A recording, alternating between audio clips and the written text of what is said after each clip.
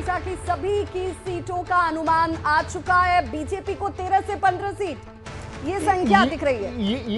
ये जो है सो मुझे लगता है कि बहुत एक तरह से कह सकते हैं जो एक्सपेक्टेड लाइन पर है, जो कि हम लोग मान रहे थे कि ओडिशा में बीजेपी गेन करने जा रही है। उसमें अब एक चीज जो दूसरी ये देखनी होगी कि तो लोकसभा हो गए, विधानसभा में भी बीजेपी काफी उम्मीद कर रही है कि हो सकता है इस बार वहां तख्ता पलट हो जाए।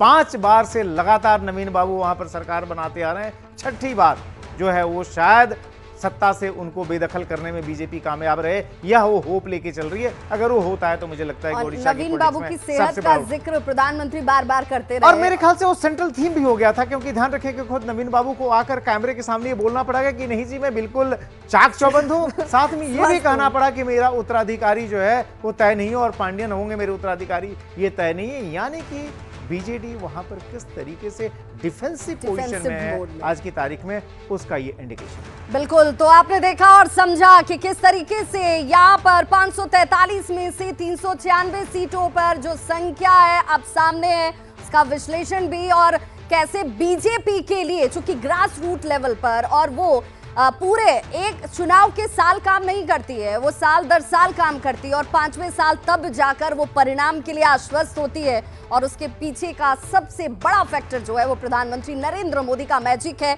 और उनका विजनरी होना भी सबसे बड़े फैक्टर के तौर पर नजर आता है। एक छोटा सा अंतराल